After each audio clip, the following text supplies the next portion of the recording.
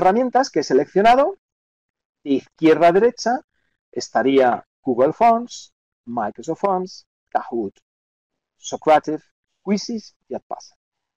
Para mí son 6 joyas y yo las utilizo todas. Las utilizo todas las semanas. Las utilizo con todos mis estudiantes y cuando doy formación a profesores las utilizo como han utilizado ustedes antes, en el caso antes de Mentimeter, por ejemplo. Todas son gratuitas hasta un cierto nivel y lo que yo quiero hacer ahora es analizarlas de acuerdo con unos parámetros. No todas valen para todo. Unas son mejores para unas cosas y otras son mejores para otras. Por lo tanto, recupero un poco la idea original, determinen ustedes cuál creen que es la mejor herramienta para cada cosa. Y yo he desarrollado esos 10 parámetros. Puede haber otros, pero a mí me parece que con esos 10 seremos capaces de distinguirlos. En primer lugar, por ejemplo, el número de respuestas de elección múltiple que tiene. Podríamos plantearnos incluso el número de tipo y formato de preguntas que tiene cada una de ellas. Porque hay herramientas que solo te permiten un solo tipo de formato, que es el de elección múltiple. EM sería el acrónimo de elección múltiple. Pero incluso algunas de ellas, como por ejemplo Kahoot, solo me dejan elegir 4 tipos de respuestas, no 5, 4. Otras me dejan infinitos, otras me dejan... Pues eso es lo que vamos a ver. Habría otro elemento que sería el segundo, que tendría que ver con la posibilidad de introducir elementos multimedia. ¿Puedo introducir imágenes en la pregunta? ¿Puedo introducir, vamos a suponer, ahora estoy trabajando bastante con profesores de medicina y a ellos les interesa mucho trabajar con imágenes, incluso con vídeos, con radiografías, con imágenes escaneadas, con imágenes de realidad incluso virtual o aumentada. ¿Puedo introducir yo multimedia en la pregunta? ¿Pero puedo introducir también multimedia en la respuesta? Eso sería otro elemento muy interesante. ¿Puedo ponderar la puntuación?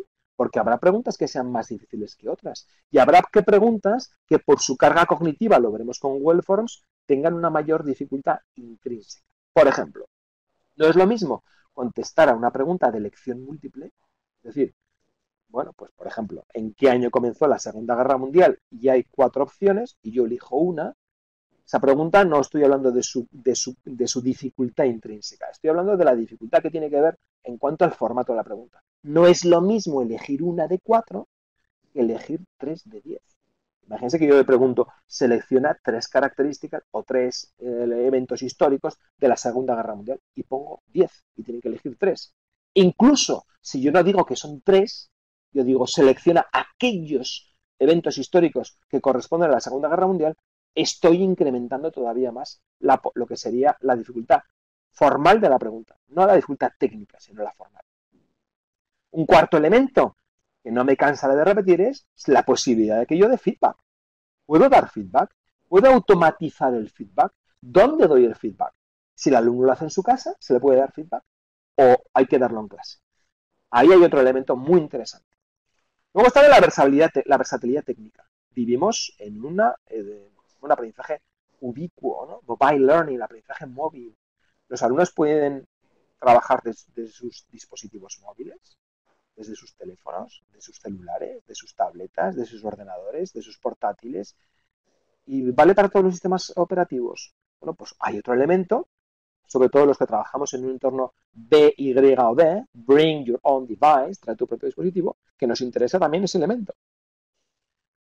Abajo, ¿cómo lo distribuimos? ¿Cuál es la mejor manera de distribuirlo? Hacemos enlaces, hacemos hiperenlaces, ¿serán códigos QR? ¿Lo hacemos a través de un código al azar? ¿Habrá un nombre? Habrá elementos que permitan que la distribución sea mejor o peor. Y les aseguro que es uno de los elementos de éxito. Es decir, el modelo de clase inversa o lo que ustedes quieran es eficiente cuando el alumno no se encuentra con muchas dificultades para acceder al material o hacer un ejercicio de este estilo. ¿Dónde es mejor su uso? Si se fijan ustedes, hemos hablado del espacio individual y del espacio grupal. ¿Es mejor esta herramienta para el espacio individual o para el espacio grupal? Pues, por ejemplo, ya les adelanto, Kahoot. Kahoot es una herramienta muy interesante para el espacio grupal, porque el profesor va a poder dar feedback inmediatamente cuando identifica el problema de la cadencia o cuando tiene que decir muy bien. Pero habrá otras herramientas, como por ejemplo Edpuzzle, a la derecha, que nos va a permitir hacer unas evaluaciones muy eficientes sin estar presentes.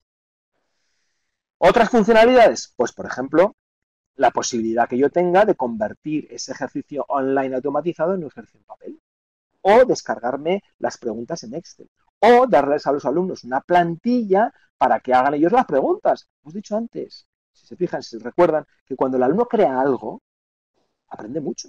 ¿No? ¿Y por qué no darles a mis 200 alumnos la tarea de crear 2 preguntas bien hechas sobre el tema que estamos trabajando, sobre el conductismo y el psicoanálisis y el modelo de rasgos y factores y sobre la psicometría? ¿Por qué no? Si cada uno me hace 2, tengo una base de datos con 400 preguntas. El valor no está en las 400 preguntas, sino en la cabeza que han puesto para elaborar esas 2. Bueno, pues eso lo puedo hacer con una plantilla que me da una de esas herramientas, en este caso, Socrates. ¿eh? La analítica es una buena analítica. ¿Qué tipo de analítica me das? ¿Cómo se presenta esta analítica? Lo veremos ahora. Y por último, lo que se denomina la gamificación.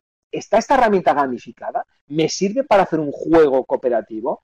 ¿Me sirve para que ellos puedan ganar puntos? ¿Cómo se transfiere esa información a otras plataformas? Lógicamente, de todas estas herramientas he sacado lo que serían los LMS, Learning Management Systems. Me imagino que ustedes, en los entornos de trabajo que tienen, trabajan con alguno. Sakai, Canvas, Moodle, Blackboard, ALF, hay docenas de... Y estas herramientas me permiten hacer algunas, otras muchas, de las cosas que vamos a ver ahí. Pero para mí estas herramientas de modo individual son más potentes que un LMS en su conjunto. Bien, aquí tendré una tabla resumen, pero lo que vamos a hacer ahora es verlas precisamente, ver cada una de estas.